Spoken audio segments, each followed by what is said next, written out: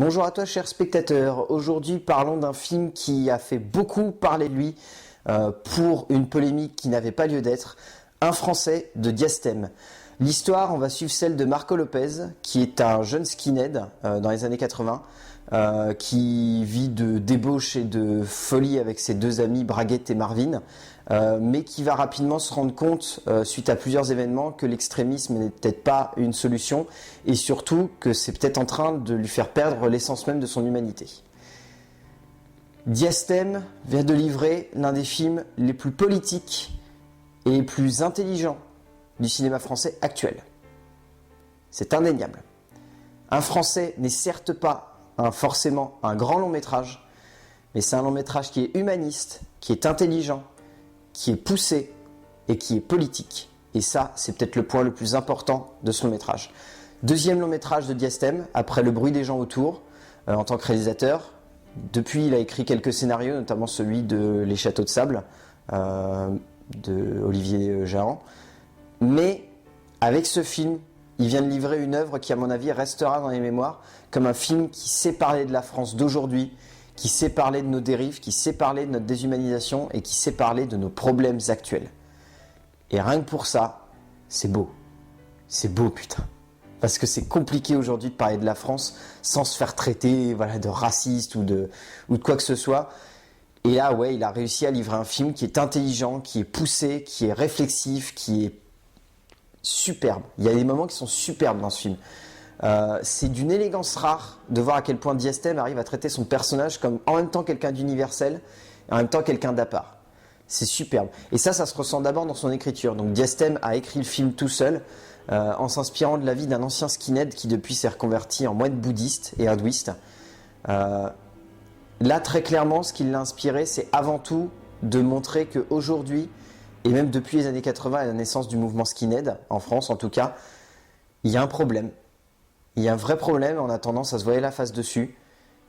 Mais voilà, Diastème le prend tel quel, ne le prend pas avec des pincettes, et c'est peut-être ce qu'on lui reproche, ce que beaucoup lui reprochent étrangement, qu'ils ne le prennent pas avec des pincettes. Mais on leur remercie de ne pas le prendre avec des pincettes, parce que si on avait pris ce sujet avec des pincettes, ça n'aurait pas eu autant d'impact sur les gens aujourd'hui. Et peut-être que cette polémique, ça va résonner les gens et ça va les inciter à voir ce film. Peut-être que ce film va marcher parce que justement, on aura poussé les gens en leur disant « ce film parle d'extrémisme, ce film parle d'extrémisme ». Mais oui, ce film parle d'extrémisme, mais pas que. Et c'est ça qui est superbe. Au-delà donc de parler d'extrémisme, qui représente, comme Diastème l'a dit, à peu près 20 à 30% du film, à peine, c'est vraiment exagéré.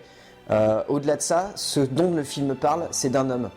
D'un homme qui voit sa vie remise en cause, d'un homme qui comprend que la vie ne peut pas se brûler par les deux bouts, comme une allumette, mais elle doit se savourer, elle doit se prendre avec délicatesse, et on doit la comprendre, pour se comprendre soi-même.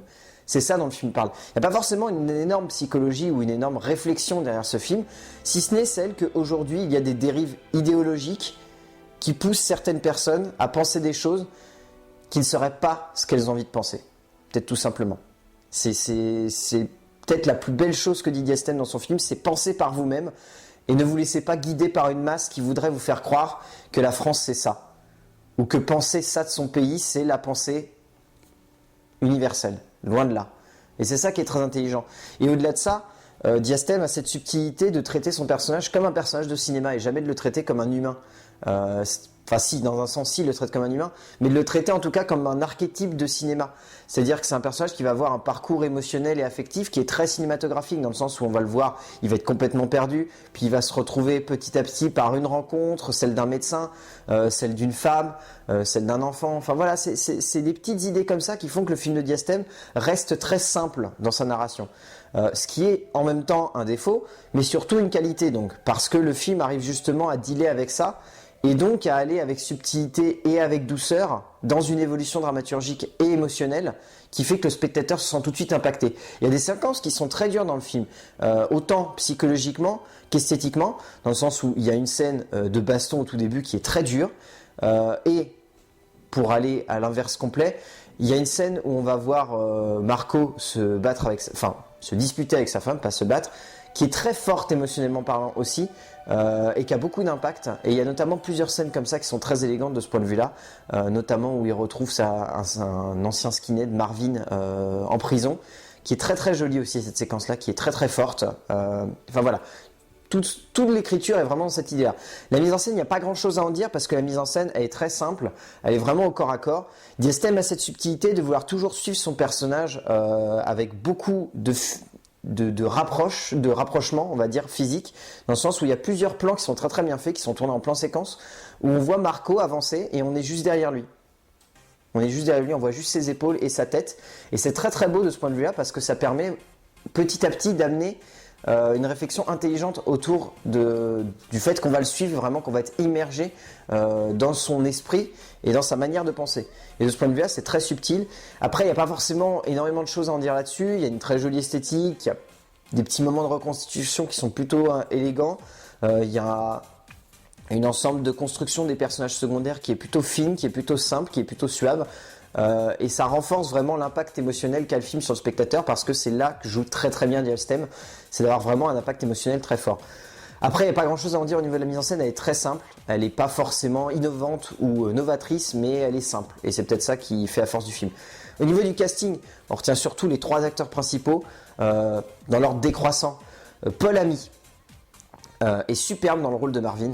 Vraiment superbe, il est très fort, très simple aussi, presque lui-même, enfin c'est assez impressionnant, mais quand on le voit en interview, on a la sensation que le personnage c'est lui-même.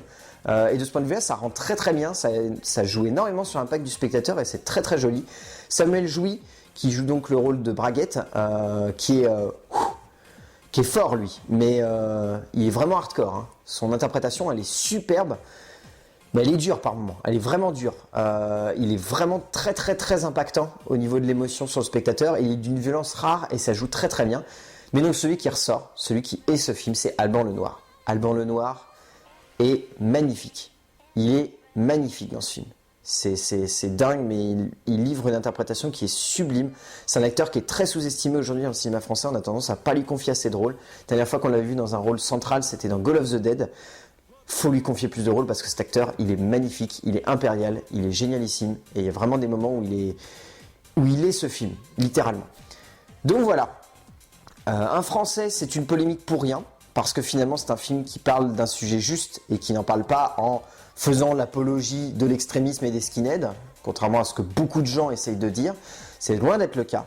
C'est un film qui est très humain, c'est un film qui est très intelligent, c'est un film qui est subtil, qui prend le spectateur par la main pour le guider dans un portrait qui représente la France d'aujourd'hui et qui essaye de nous montrer jusqu'où il ne faut pas aller quand on a envie de croire en son pays.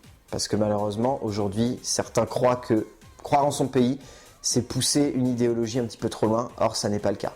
C'est simplement être soi. Voilà. Donc, un Français du Diestem, allez le voir. C'est une très belle leçon humaine et c'est un très beau regard politique sur la France d'aujourd'hui. Donc, allez-y. À plus!